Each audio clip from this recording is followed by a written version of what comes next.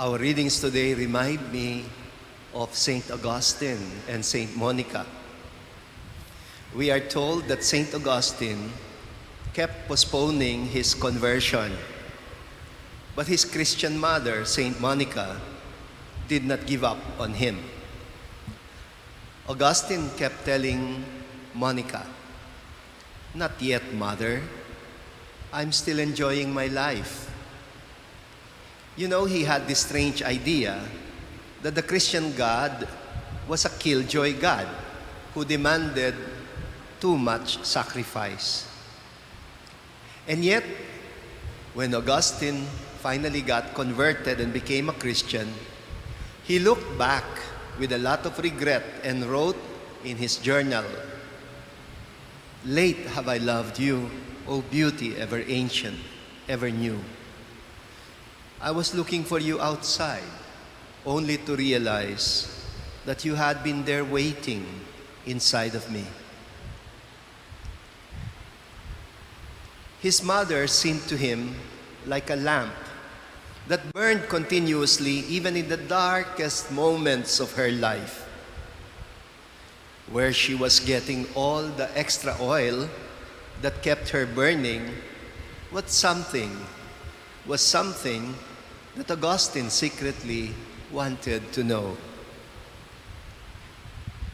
Augustine himself shone brightly, but only during the better days, relying on his own youthful passion and energy. But when confronted by the dark and stormy days, he tended to flicker and always feared burning out.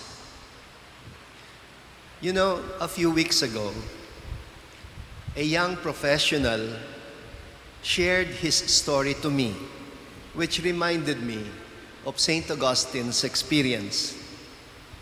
He said, it all began with a request from his grandmother one day when something went wrong with their Wi-Fi at home. Their Wi-Fi was down. And so no Wi-Fi meant that his elderly grandmother and his senior parents, who were all vulnerable and who had not left home since the pandemic began, were not going to be able to follow the live streaming of the Sunday Mass in their home parish. Now, like most seniors who are vulnerable, the elders in his family have depended on him for a lot of things since the pandemic began. And I'm sure many of you here are doing that also for your elders. He had to do most of the chores that involved going out, like going out to the market, going out to the bank, going out to buy medicine at the pharmacy, etc. And like most seniors who are digitally challenged, they also rely on him for going online to be able to attend Mass virtually. Ang laging request ng lola niya, i-connect muna kami. And he just connects them so that they can watch or follow the live streaming of the Mass. And then he would just leave them. And he has observed too how they really take this Sunday ritual seriously according to him. You know, they even prepared now a little altar, a table covered with white linen, with candles on top, and with flowers. And he puts the laptop on top of the altar, like they're really attending Mass. And they even join in the singing, and they answer the priests like they are really inside the church. But on that day, the Wi-Fi was down, and he could not connect them.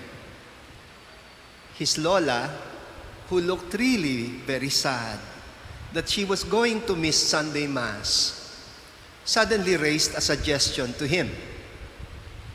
Ang sabi niya, "Tutal, lalabas ka naman at bibili sa palengke. Ano kaya dumaan ka na ng simbahan, pakisimba mo na kami. Why not pass by the church and attend Mass for us?" And it suddenly reminded him that he used to say the same thing to them when he had transitioned from childhood into adolescence and just did not feel like going to Mass with them anymore. Mula nung nag-teenager siya, di na siya nagsisimba.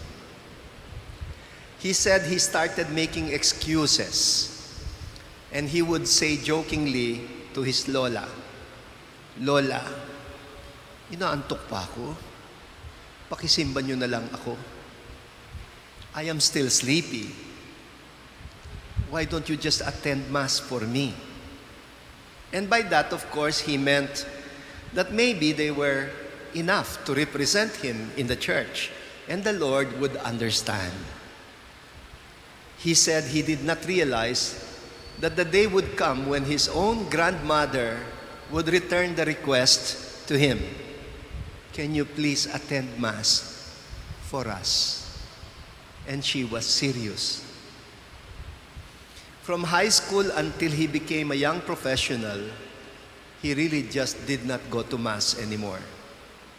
His grandmother and his parents probably found it pointless pestering him about going to Mass. But his lola continued to say, "We attended Mass for you. Here is the blessing." And she would extend her hand, and he would make mano to receive the blessing. Now, for the first time, in the middle of the pandemic that has deprived them of the Eucharist for many, many months, she was suddenly making this request to him which she never made to him before, at least not after he became an adolescent. In his mind, it seemed perfectly logical because they could not even attend online while their Wi-Fi was down. "Anak, pakisimba mo nga kami. Would you please attend Mass for us?" He said he himself had spent more time at home since the COVID-19 broke out because he did all his work online from home anyway.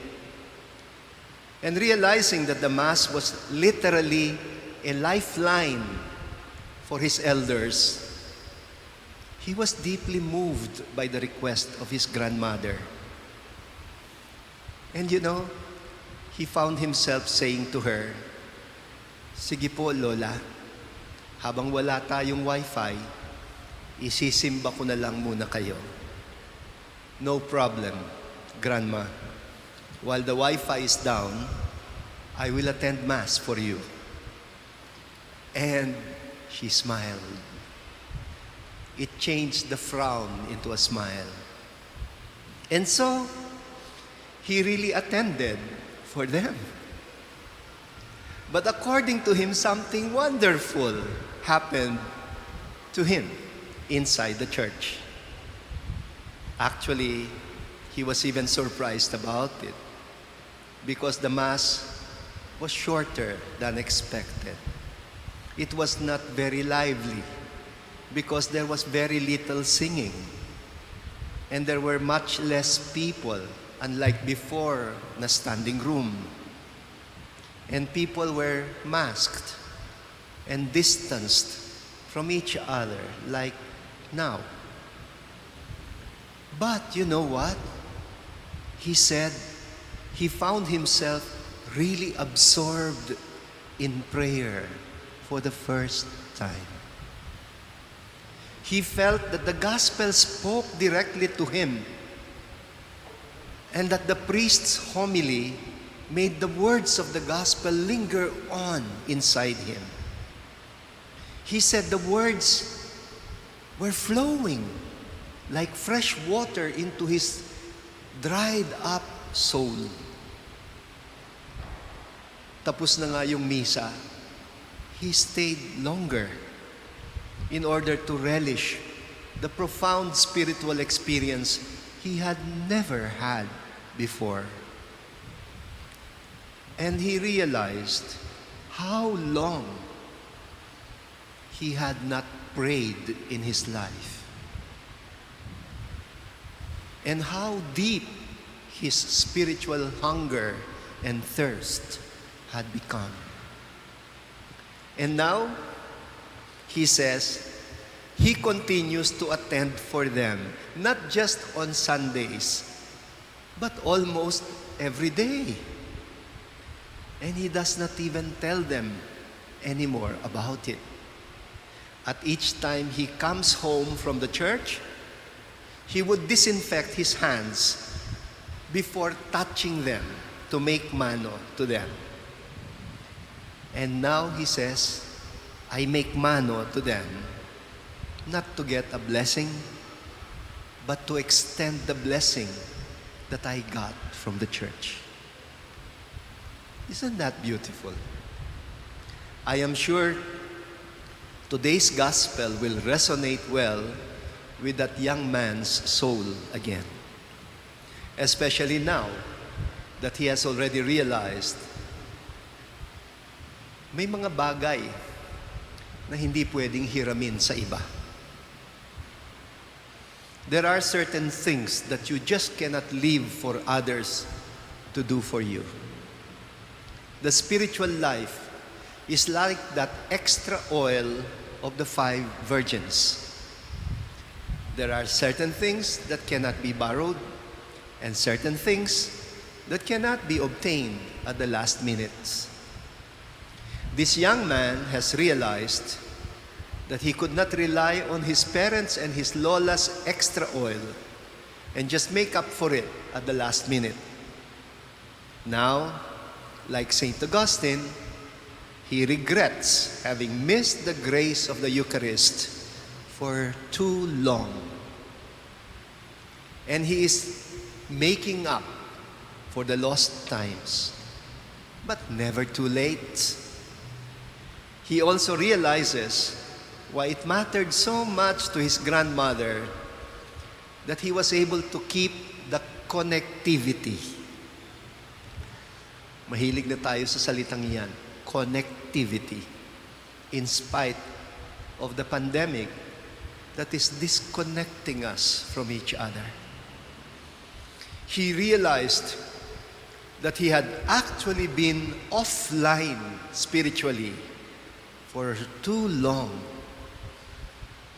that there was really no better way of connecting than being physically present while he could, as well as physically receiving communion.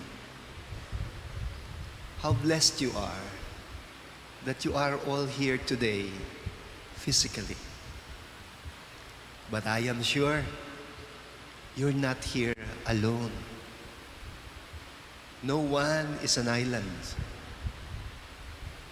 I am sure dahil at least kayo physically naririto, I'm sure bit-bit nyo sa puso nyo lahat ng taong mahal nyo na wala dito. Ganyan ang tao. Marami tayong bit-bit sa puso natin. And so, this young man says, strangely, he feels that he is really able to attend Mass for his elders. Why? Because their spiritual connectivity remains very strong. Na kahit hindi sila makalabas ng bahay, ang lakas ng koneksyon nila sa Diyos. And that he is now rediscovering in his life. Ang sabi din niya, it has also strengthened his connectedness to his elders. And above all, has restored his connectedness to God.